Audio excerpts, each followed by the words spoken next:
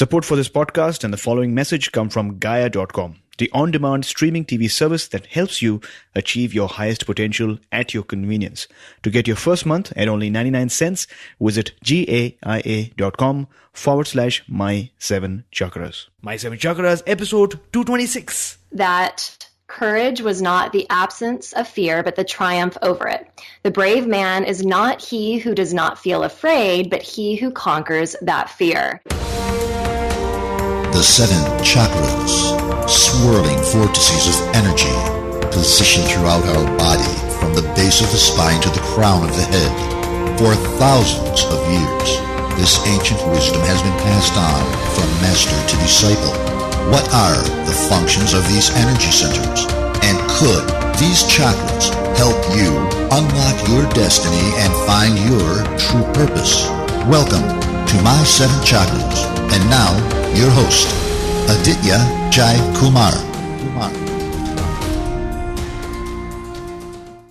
What's up, Action Tribe? AJ here, founder and host of My 7 Chakras, the show where we dive deep into the ancient world to uncover nuggets of wisdom that will help you find your life's purpose. So if you have a burning question about the mysteries around you and the mysteries within you, then you are at the right spot. But before we get into today's interview, I've got a quick announcement to make. After doing over 220 interviews, I've learned that you guys just love our book recommendations because we do share a book at the end of each show. And many of you note them down, but sometimes, especially if you're in transit, it becomes difficult to take notes or to note these books down. So what I did was I put together a reading list containing 21 must-read spiritual books as shared on our show, and I want you to have that. So to download your copy, all you have to do is visit this link, my7chakras.com/reading list. That's my7chakras.com/reading list.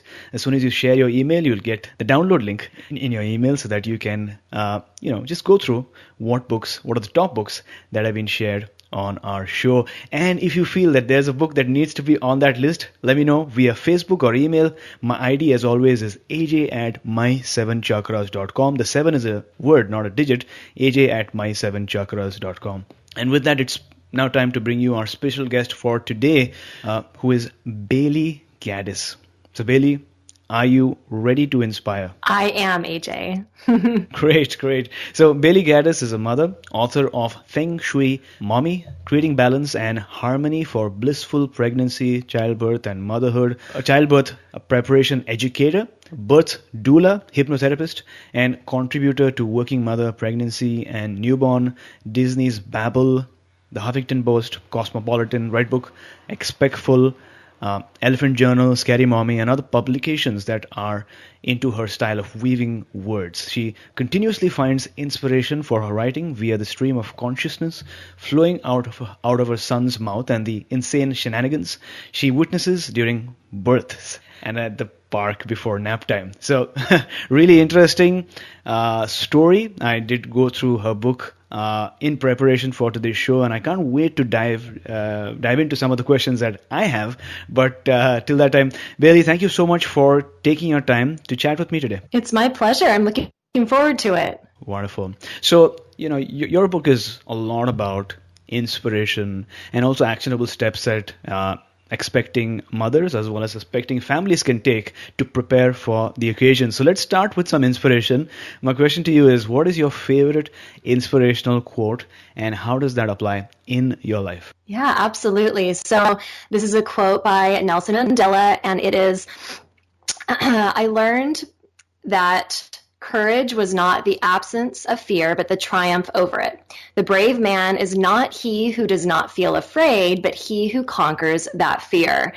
And I have this written all over the place in my house. It's in my phone. It's everywhere because I am somebody that feels very deeply, and I have plenty of fears, and I have to work with those on a daily basis. But what I've learned is, when I move through it, when I face something that I'm nervous about or I'm fearful of or I have anxiety about, and I push through the emotions, the sense of freedom that live on the other side of that are intoxicating in so many ways. And even if I face a fear and I seem to fail in some way, the outcome is not what I expected, I still feel that sense of freedom because I realized, okay, I pushed through that and I didn't die. I did it. So, and I think that applies especially to, pregnancy, childbirth. I write so much about, fear and moving through it, feeling fearful and doing it anyways. And so I just really think that quote is incredibly inspirational. Wonderful. Thanks a lot for sharing that amazing quote, Action Tribe. I think this is a really profound moment over here. Fear, false evidence appearing real. Yes. It's true. We all face fears irrespective of who we are. If you evolve to the next stage of success, for example, you have different types of fears. So we all have fears, no matter who we are. But the solution is not to just be in denial of those fears, but to consciously acknowledge those fears, find out what you fear or what are those things you fear. And then if that is within your goal of overcoming it, then, have a plan and take small steps every time you get a chance to overcome that fear. Because as we're learning in each episode, there's a powerful effect of the compound effect. You don't have to overcome your entire fear completely, but if you take small steps over a period of time, you'll be surprised at how well you have overcome your fear. So thanks a lot for sharing that wonderful quote, Bailey. And with that, let's dive in. Let's move on to your book. What inspired you to write your book, Feng Shui Mommy? Yeah, well, when I was moving through the pregnancy with my son, I, devoured every book, every video, every class that I could get to. And while, I felt very informed, I didn't really feel empowered to make my own choices. I felt like I was going to disappoint somebody no matter what decision I made. And that's really where my motivation was, in pleasing everyone around me and not really going within and figuring out like, okay, but what really intuitively feels right to me?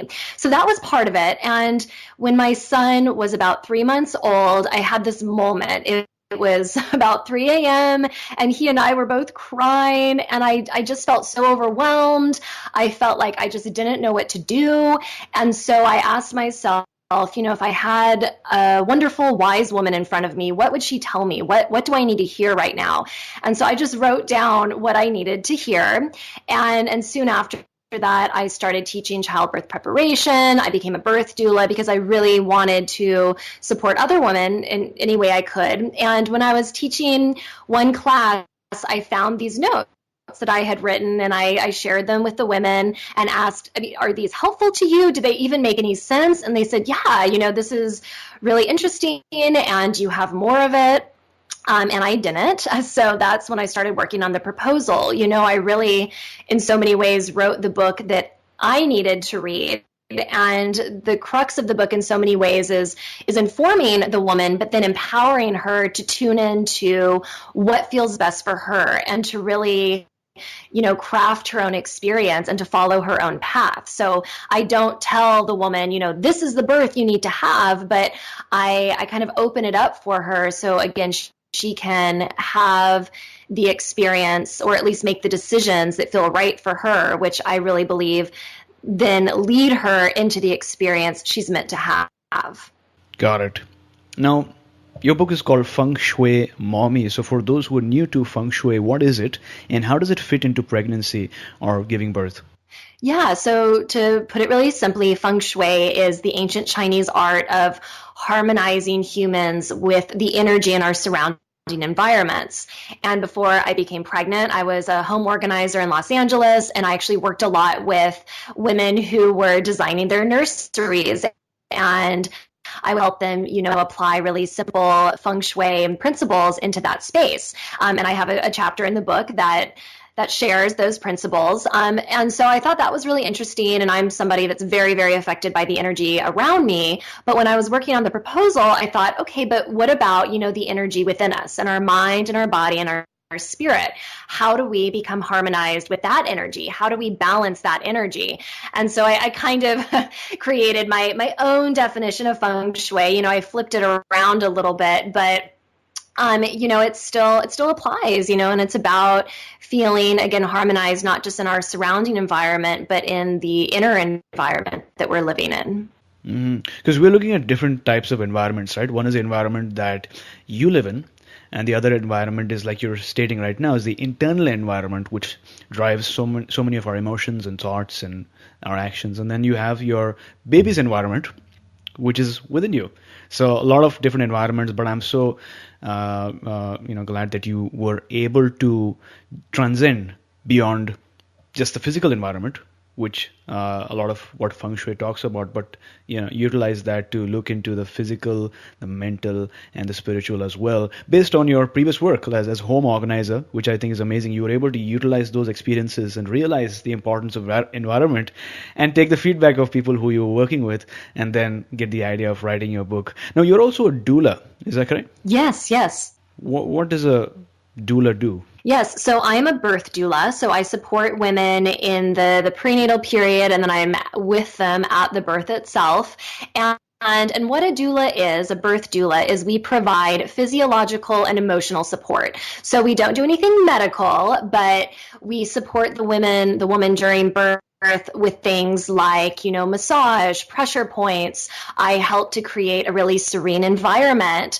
If she has questions, about anything that her care provider shared, I can help to explain, certain terms to just make her feel more at peace with the experience. And I'm also supporting her birth companion, so he or she can feel more informed, more prepared.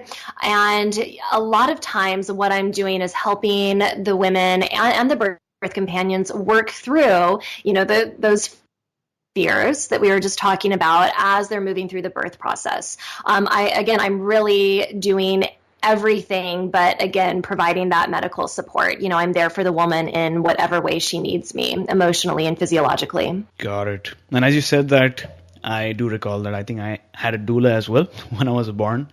And if I'm not mistaken, she was with me after the birth as well. I mean, after the birthing period, and then she helped my mother, like you said, physiologically and emotionally. She used to give me some exercise from time to time during the first couple of months, I think. Does that Right. also involve what you do, like, for the baby? Yes. So there are also postpartum doulas, and what they do is they usually come into the home maybe 2 or 3 times a week, sometimes up to 3 or 4 months, and I do a little. Part of my birth doula offerings is that I do go back into the home about twice right after the baby is born, and I spend some time with the mom and the baby, supporting them with breastfeeding if that's what they're choosing to do. The mom can ask me any question that's coming up, and I support her with that. I'm also a hypnotherapist, so we sometimes do some hypnosis, mainly for relaxation, helping to expedite the healing process. And I volunteer for a program in the town that I live in, and in so many ways I act as a postpartum doula for this organization. And for them, I go into the home of usually, a young or a single mother. I'm there 2 days a week for anywhere from, 1.5 to 2 or 3 hours. And I do things like the dishes, or I hold the baby while the mom showers. Things that seem really simple, but make such a difference in the postpartum world of the mother and the baby. And in so many ways, that's some of the most fulfilling work that I do, because in a lot of ways, that postpartum period, that 4th trimester, the first 3 months after baby is born, is almost the most challenging phase of that initial journey. So it's really important for women to feel supported during that time. Mm-hmm, mm-hmm. Now, you said that there are certain fears that worry soon-to-be mothers during pregnancy and prevent them from being in the moment, right? So could you talk to us about what are some of these fears that we're talking about? Yeah, absolutely. I've seen all sorts of fears. Nothing is off limits, but the primary ones are definitely that, number one, can my body do this? Even though we know that babies are born every day, we still have that fear, like, is my body capable of this though? The opening of the body can be really intimidating. So there's that aspect, the physical side. There is the mental aspect of it, especially if the woman is going through it without any medication. The sensations can be incredibly overwhelming. They're sensations that she's likely never felt before. And so that can bring up so many doubts. And then there's how, being a parent is going to affect their career, their relationships, their home.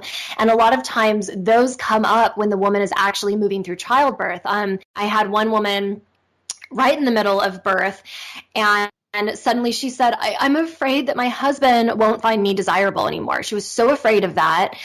She was afraid of how the changes that her body was going through, the changes that her life was going through, how that would affect the intimacy of her relationship. That is a big one. With career, so many of us identify so profoundly with our career. We think of it as like who we are sometimes. And so when the woman is having to shift, how she exists in that world, in her career and her creativity, that can really throw her off, and she can feel like she's sometimes losing a piece of herself. So that's something else that I often work with. Sometimes before they actually move into childbirth, but again, there's something about the enormity of childbirth itself that can open up, a lot of these concerns. And so I work with women often during that period to talk through them, and not to say that we completely dissolve those fears, but so often when you can just voice them and talk about them, it takes away a lot of the power of that fear. Absolutely. Like you spoke about numerous factors here. Firstly, career. Like we all know, a lot of us associate ourselves, our identity with our careers, because we take many years to sort of develop and build them, get promotions or get acceptance from the company and the place that we're working in. And so that's the career part. You spoke about the mental and the emotional feelings that sort of come up during the first, second, and third and fourth trimester, during the phase before giving birth. And you also spoke about the physical, right?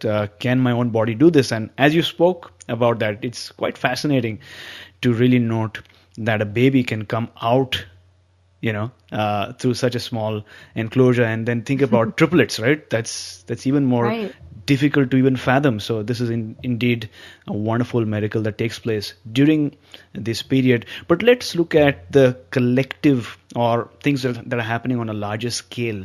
I think you mentioned that the birthing culture in the US, at least right now, is at a crisis point. Is that true? Yes, it is.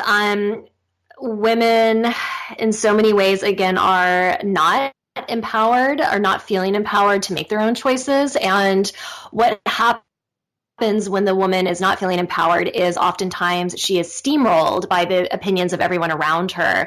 And in so many ways, this can disconnect her from the experience, and it can create, mental blocks. It can create physical blocks. And the C-section rate in the United States is incredibly high. And while it is not the only cause of maternal mortality, it's a big factor. And, and on one hand, we're incredibly lucky that can be an option for women that really need it. That have a medical emergency, that have a medical situation that requires that.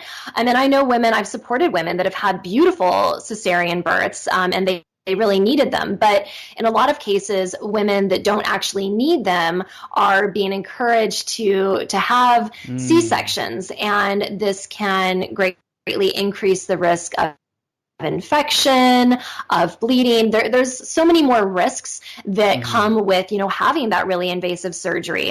And if the woman, again, is a good candidate to have a vaginal birth, but she instead has a cesarean birth, she's at a greater risk, again, for that infection, for the bleeding, for those different complications. And and it's creating a pretty high maternal mortality rate. The United States has a very, very high rate of maternal mortality. And that's something that I think we all need to be looking at. We need to be figuring out how can we shift that.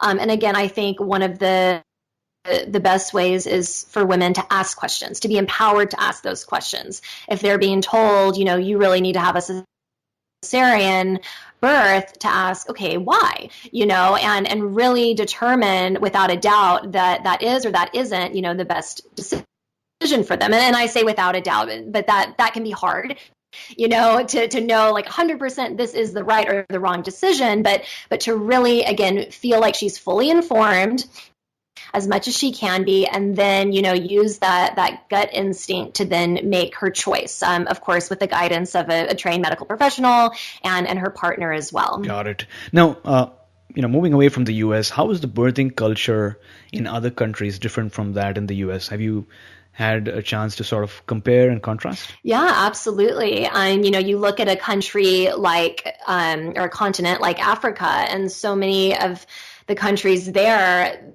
the way women birth is so organic. And again, unfortunately, so many of these countries, they don't have, the modern medicine that we have here. So in the rare case that the woman actually needs that medical care, so often they don't have it. And so that is something that hopefully can shift. But that aside, if the woman is having a normal natural birth, so many of these women, they don't have that fear that we have in our culture, that fear that this is the most painful experience you'll ever go through, and it's dangerous, and all of these misconceptions about birth. And so many women in Africa, they feel their baby coming.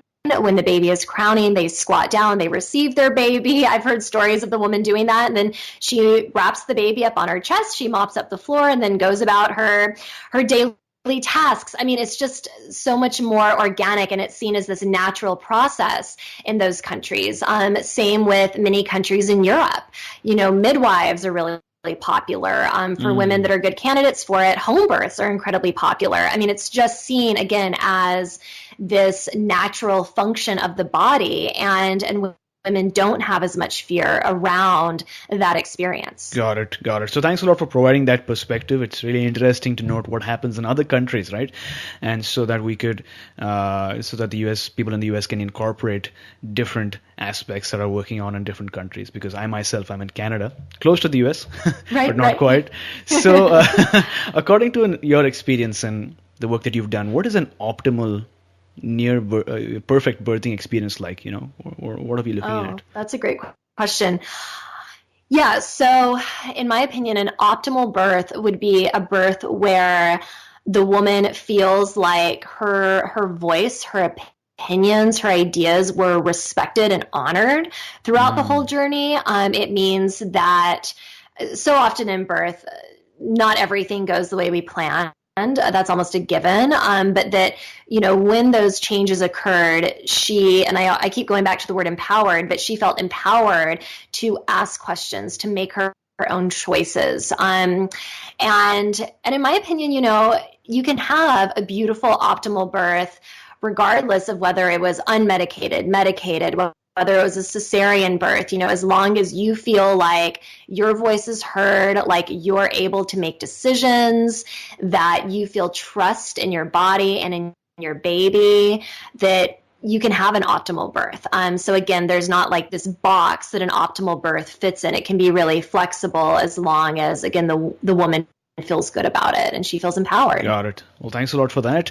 Now, speaking about the stages of pregnancy, your book is divided into 4 parts, first through the 4th trimester. Is that correct? Yes. So how are these trimesters different from one another? Yeah, so the first trimester, in some ways, can be one of the most overwhelming, especially for women that weren't necessarily planning on becoming pregnant. There are so many changes that begin to happen with so many of the pregnancy symptoms like nausea, dizziness. They are the most pronounced in this first trimester. So while the woman doesn't have that big belly, she's still really feeling that pregnancy. And again, every woman is different with how they experience that, but often that's where those changes are felt, because her hormones are shifting. I mean, her body is going through this miraculous upheaval that can be really really overwhelming. And emotionally, she's coming to terms with the fact that her life is forever changing. So that's a period where, again, those big emotions are coming up, those big physical sensations are coming up.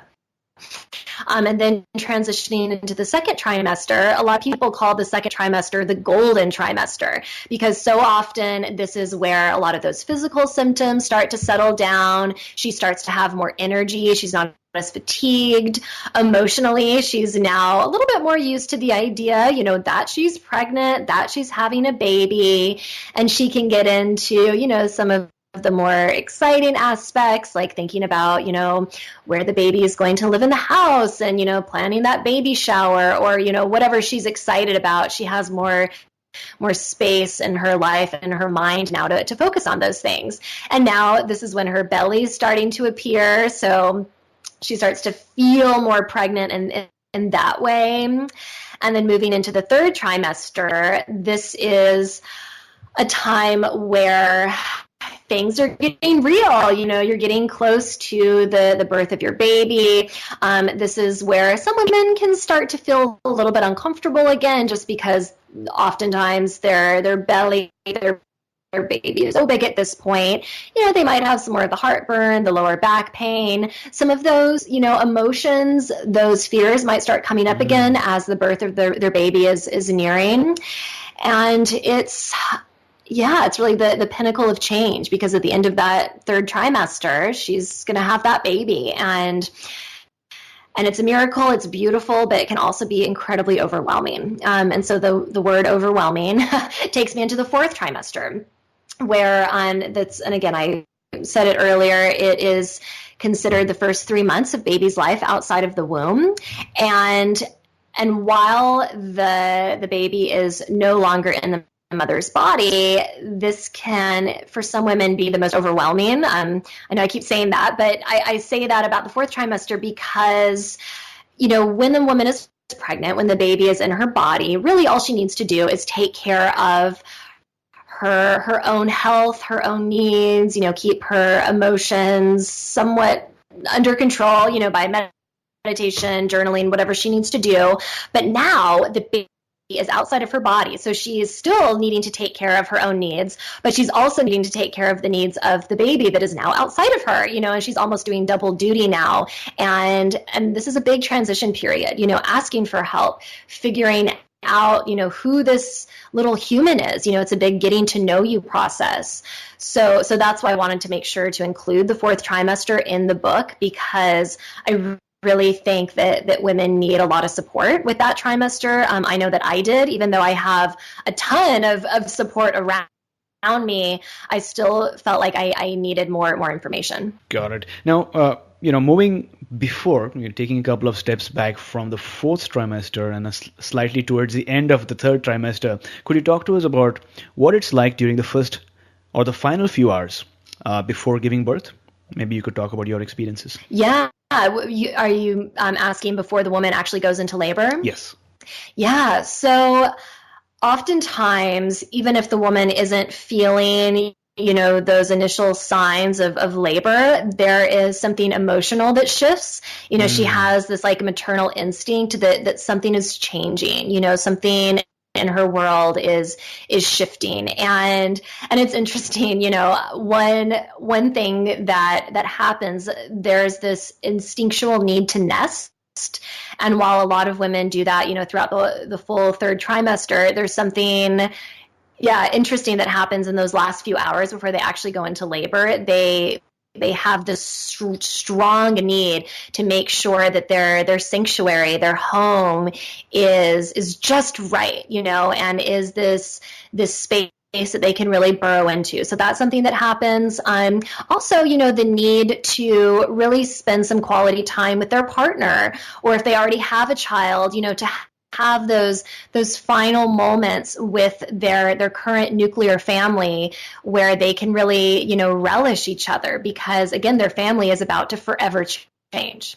It will never be the same. And so taking that time can be really, really special. I had one client and she said she didn't know that she was going into labor, but she just had had this instinctual need to just go and lay down with her 3-year-old and cuddle with her daughter, smell her hair, just really savor that child that she already had before she birthed a new one. So those are the two biggest things that I think occur right before going into labor. Wonderful. So what I'm getting is obviously a lot of change, not just physical change, but mental, emotional change, and especially, a couple of hours before actually giving birth, it's about that instinct to be closer to members of your family because you know that there's going to be a new addition to the family.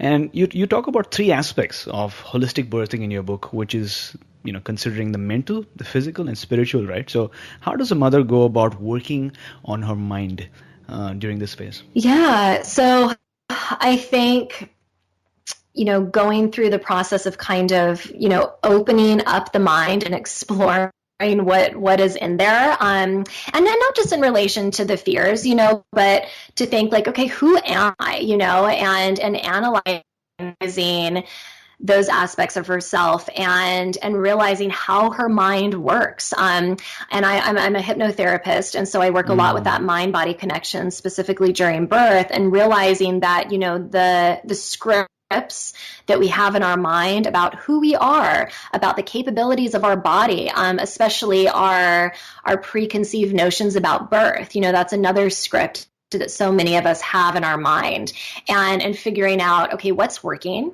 what's in my mind that I really love, that's serving me, and what's not working. And so that's why every chapter in the book has it's about 15 minutes each one, 15-minute relaxation recording. And this is a form of hetero hypnosis, somebody else putting you into the state of hypnosis.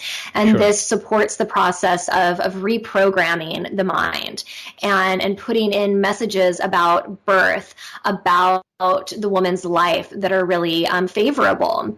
And a big, this helps in a lot of ways, but one of the biggest ways it can help is during the birth process itself, because so often we have the word pain, right, in our mind. It's attached to birth for so many women, especially in our culture. And what this does is when the woman is actually in birth, her mind is sending the signal of pain to the body, and the body responds with creating pain.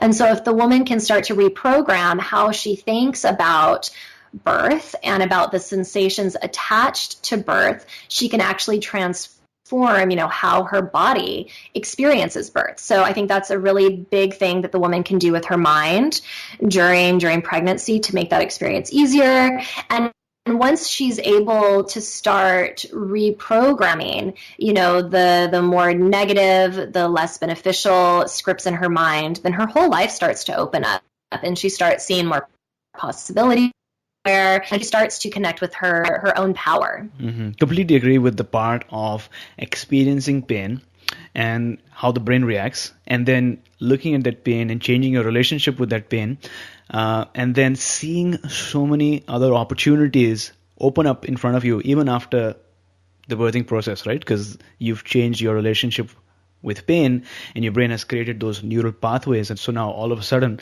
you look at challenges, pain, difficulties all in a new light, and you're able to achieve so much more because of this natural process of birth. So thanks a lot for putting that into perspective.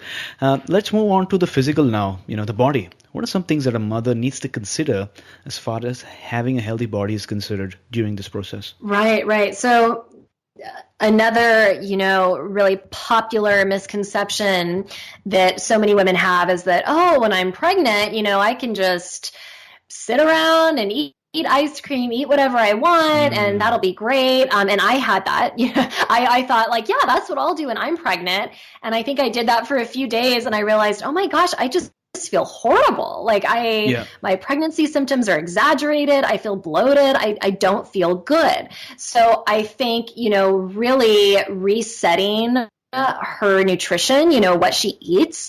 I have never been healthier than when I was pregnant. I was so conscious of every bit of food that I put into my body. I'm sure I still had some treats, but I felt like, every bite of food I was taking was like a building block for my baby. So I encourage women and to explore, what types of foods help to build different parts of their baby's body. What types of foods will give them more energy? What types of foods will reduce nausea? Really get curious about nutrition, and this will make it more fun. It'll make it more enjoyable to eat those healthy foods that maybe she didn't enjoy much before pregnancy, and she'll feel like she's really taking an active role in building this healthy baby, and really enhancing the health of her body so it can birth easier. And then movement is so crucial during pregnancy. This is something else I was afraid of. I thought, if I keep exercising, my baby might fall out, or all these ridiculous thoughts that are not true. And so when I started to exercise again during pregnancy, it completely transformed not just my body, but my emotions. Every time I would wake up, and if I was feeling sad or stressed out, if I would just go for a walk or go for like a really light jog or do some kind of movement, go for a swim, my emotions would shift and I would have a more fresh perspective on everything. I would feel more positive about my body, about my body's ability. So I think moving every day in whatever way the woman feels good in doing is so crucial. Up until, unless she's put on bed rest, you can go on those walks, do your exercise up until the moment that you give birth. Oh, absolutely. I think this can be a bit confusing for mothers at this phase, especially if you see things that are happening on TV, right? So on one end, you have people telling you to rest, take rest, relax, eat whatever you want. Right. And on the other spectrum, you have, I think there was a Olympic athlete or some other athlete who actually ran a sprint. Yes. I think a 100-meter sprint while pregnant. And so they look at these people and wonder whether I'm capable of that. So, finding the middle path, so to speak, can be a bit daunting. So thanks for sharing that. And moving on to the spirit now, how do you go about helping your readers develop spiritually during this phase? Yeah, so this can feel, really abstract to some women, and so in the book I try to offer, really clear ways that they can connect with, whatever they define as their spirit. We all have different ways of experiencing that. So I have, different activities, like journaling. For me, journaling really gives me this insight into who I truly am. And to me, that's how I define my spirit, who I truly am. Not everybody will, have that same definition, but that's how I connect with it. And it's interesting because, thinking about what I just said about the mind and the body, it's all connected to the spirit as well.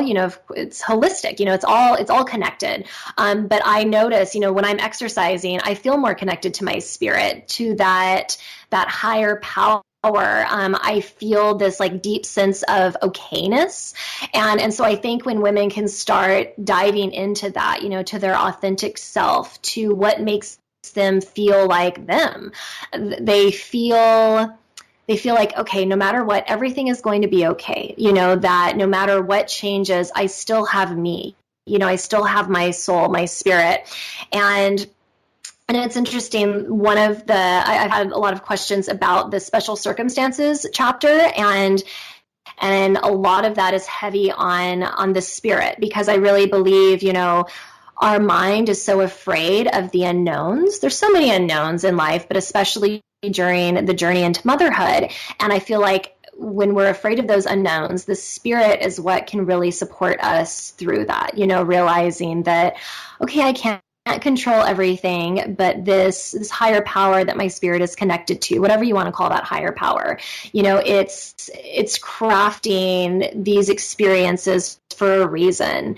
And I feel like the spirit is what can guide us through that. So yeah, all of the spirit chapters in the book are really focused on feeling okay with what's happening, feeling okay with who we are. Wonderful. So I know that there are different types of people reading your book, some that are more in touch with their spirituality, some that might be on the path of discovering spirit, but you can be assured that people who are listening to this show are all very comfortable with spirituality, irrespective of how abstract it might seem. So is there a strategy or a technique that you have for someone listening to the show right now who, to get more in touch with their spiritual side?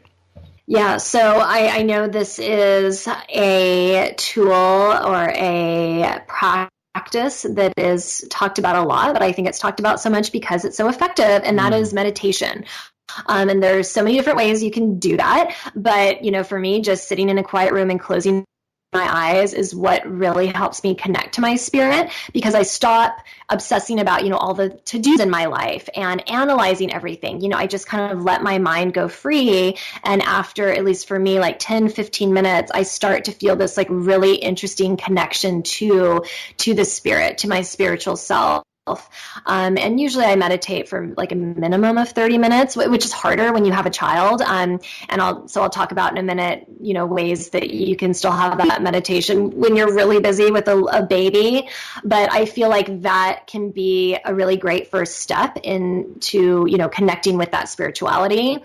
And what I tell moms who are like, oh my God, I can't even find 5 minutes to myself. How am I going to meditate for 30 minutes? And so for them, I say you can sprinkle moments of meditation throughout your day. And so, for example, if they're holding their child, to just take a moment to like really feel the sensation of holding that sweet baby, of listening to their breath, be really present for a moment with that baby, meditate on your baby. When you have that first sip of like warm tea in the morning, to notice what it feels like for that liquid to go down your throat, to notice what it feels like, as your mind starts waking up. If you come across a really beautiful plant, to take a moment to touch it, to really absorb the essence of it, to just be more present in your day. And I feel like when we start doing that, spirituality really organically just starts flowing into our life. Oh, absolutely. I think mindfulness in everyday life can be so powerful, even if you don't have time to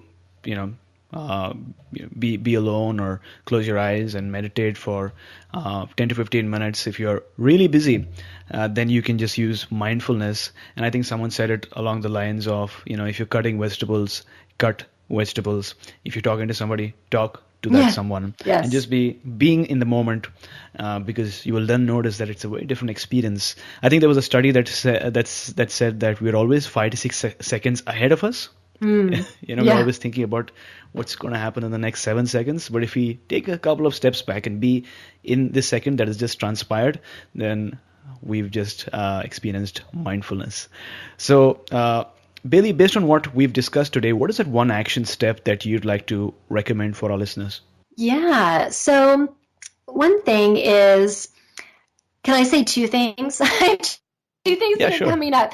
One is to really pour your energy and emotions into the stuff that matters. And this is something that I've been practicing lately. I have been so focused on like more petty things in life, and it's totally sucking my energy away from what really matters. So, and this comes back to the word priorities, really figuring out like what are your priorities in life, and putting your energy there, and I feel like this makes all of the little stuff that can often stress us out so much just kind of fall away. So that's kind of more kind of a big picture idea.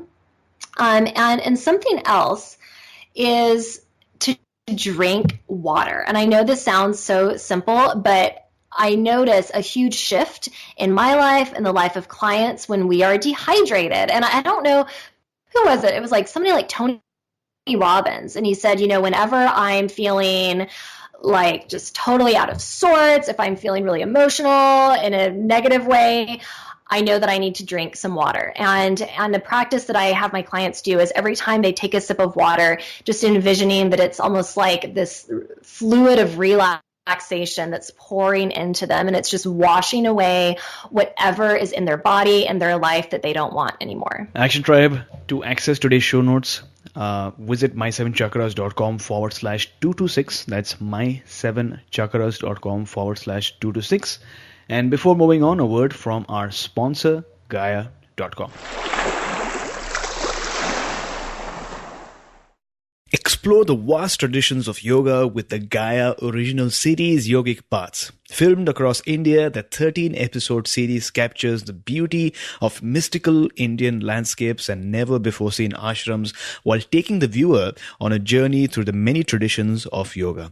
While the practice of physical postures called asanas is most well known in the West, understanding the full scope of this rich and varied tradition gives meaning and power to the yoga that we know today. Action Tribe, since you're listening to this show, it's clear that you are interested in topics such as chakras, yoga, and self-realization, and you know exactly where to go for audio content and interviews. And I sure hope you feel this way about our show, My 7 Chakras. But where do you go if you want a streaming TV video service with the same values and similar content? The answer is Gaia.com. To start watching this show, The Yogic Paths, as well as get your first month at Gaia for just 99 cents, visit Gaia.com/My 7 Chakras. That's GAIA.com/My SEVENCHAKRAS. Darkness cannot drive out darkness. Only light can do that. Hate cannot drive out hate. Only love can do that. This is a fabulous quote. I'm not sure who the author is or the person who put this together is, but it's a beautiful quote. Action Tribe, if there is any sort of darkness in your life right now, whether it's a health challenge that you're facing or a financial issue or a relationship challenge, remember that the darkness can only be driven out by light, the light that you have within yourself at all times. The light is in the beginning nothing but a flicker inside your heart, but once you focus more on your heart, once you bring your consciousness into your heart center, once you get used to being in your heart, the flame, the little flame, gets transformed into a valiant fire. And that fire, my friend, will transform the seeming darkness that is in your heart into light and love. So Bailey, I'm sure that you are no stranger to challenges. So talk to us about one major life challenge that you had to go through in your life. What exactly did that entail? And then how did you get out of it? Yeah, well, probably the biggest challenge that ended up being the biggest blessing in my life was my pregnancy with my son. It was unplanned, and my partner Eric and I, while we were in a loving relationship, we were not ready, or we didn't think that we were ready to have children. The universe had other plans, and that was a really it was very emotional. And the first few weeks of that, there was a lot of confusion and a lot of fear and a lot of doubt, and what I experienced, after I kind of moved through the darker aspects of it, was that, oh my gosh, there's this like gut instinct in me. My intuition is yelling at me that this is the path that you are supposed to walk. And you might not know exactly what it's going to look like and how your life will shift, but you need to walk down this path. And it changed my life in so many ways. I mean, of course, I have my beautiful son, and now I'm a mother, and that in itself is so amazing and miraculous. But it also led me to really my true calling for my career in so many ways. What I'm doing now fills me with a sense of purpose and passion, and it all came from an unexpected challenge. And so, yeah, I think that even if we face something that in the moment seems completely overwhelming and we have no idea how we're going to move through it, if we can just find that like inkling of trust somewhere deep within us that, okay, for whatever reason, this is something I need to move through. And even though I'm scared, I'm excited to see where this leads me. So what is that one major life challenge or one major life lesson based on the challenge that we spoke about that you'd like to share with our listeners today in just one sentence? Yeah, that the beauty in life really lives in the unknown. Well, thanks a lot for sharing that story with us. You said that the biggest challenge was actually your pregnancy because it was unplanned. And although at the first you felt that you weren't ready, there was a lot of, doubting, a lot of fear, worry, anxiety, I'm sure, during the initial stages. At a certain point, you were able to tap into your instincts, your gut instinct, and listen to your intuition. And you were able to, along with your husband, accept the road that was ahead. And you took steps towards that. And over a period of time, because of your experience, you were able to help others, and that sort of shaped your career as well because that's exactly what we're talking about today. And I like this story because of what you shared earlier, is that the process of pregnancy allows you to go through an experience which seems like pain, but if you change your relationship with pain, you will be able to transcend other challenges and other difficulties in the future as well. And I think a lot of our listeners will be able to take that into their lives and apply it. So thanks for sharing. It's my pleasure. Yeah. So Action Tribe, if you've listened so far, it means that you are a true action taker, and I salute you for that. By sticking around, you've made a choice. You could have done so many other things. You could have done anything else, but you decided to listen to this episode till the very end. We all have choices to make, and these choices determine the situations that we find ourselves in. And the situations and our internal state determine how we react to these situations. But no matter where we find ourselves, we must always remember that we have the choice. Even before taking life in this physical plane, we made a choice. In our soul contract, we decided who we would meet, what challenges we would have, and the type of lessons we would learn. So we aren't new to the idea of choice, but sometimes, like we're learning today, in the chaos of things that are taking place around us and within us, we might forget that we indeed have that choice. So I take this opportunity to remind you, my friend, that you have the power within you and the choice to make a decision. And like Alan Cohen once said, every choice before you represents the universe inviting you to remember who you are and what you want. So Bailey, what is your life's calling as on today? My life's calling is to support a new life and to make that life more harmonized and balanced for all involved. That's amazing. Thanks for sharing. And we've come to the last round for today, which is called the Wisdom Round.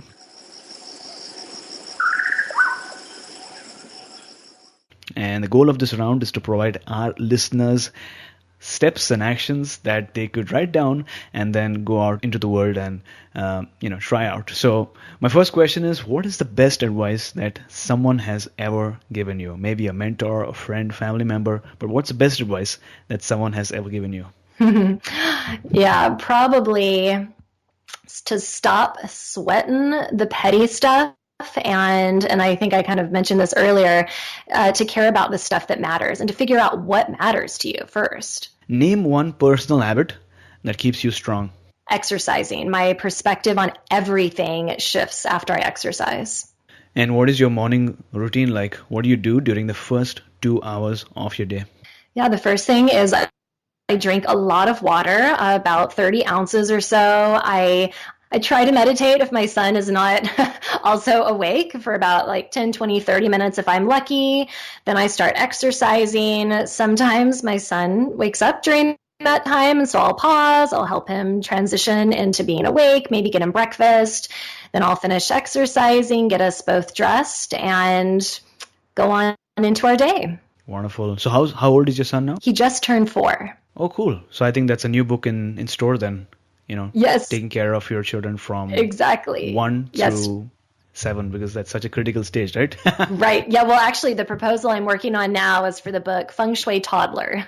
So you're right. No way. Yeah. That's amazing. That's a brilliant guess on my part. So yeah, exactly. Name one book that you'd like to recommend for our listeners today. Yeah. So this book, it's a little bit irreverent, but it's been really amazing for me. It's the book, it's called Girl Boss. It's kind of an older book. It came out a few years ago. But for me, I'm somebody that I kind of think of myself as a chronic people pleaser. Sometimes I try to please everybody else before myself. And so this has been a really neat, inspirational book for me to really tune in to what my needs are and realizing that I deserve to have those needs met as well. Awesome. So Action Tribe, I know that you treasure our book recommendations, and I know that so many of you purchase these books as soon as you hear them shared on My 7 Chakras. And that's why Audible.com is offering Action Tribe one free audiobook download with a free 30-day trial so that you can get to check out that service. Now, in case you don't know, Audible.com has over 180,000 titles to choose from for your devices, iPhone, Android, or Kindle, including bestsellers like The Chakra System by Anadia Judith, who was on our show, Autobiography of a Yogi by Paramahansa Yogananda, and A New Earth by Eckhart Tole. To download your free audiobook today, again, it's not reading the book, it's listening to the book. So you can have maybe the author speak to you, share the story with you. To download your free audiobook today, go to www.my7chakras.com/free book. Once again, that's my7chakras.com/free book to start listening to your favorite book, as well as this particular book that was recommended today, Girl Boss. So, Bailey, thank you so much for spending your time with us today, sharing your story, sharing what you do, your work, and the difference that you've made in people's lives. Before you go, tell us one thing that you're grateful for, and tell us the best way we can find you online. Oh, yes. The one thing that I am grateful for is the ever-changing nature of life. Everything is always changing, and I think that's beautiful. And you can find me on my website, baileygaddis.com, and my book can be found on Amazon, all major bookstores, and through my website as well. Got it. There you go, Action Tribe.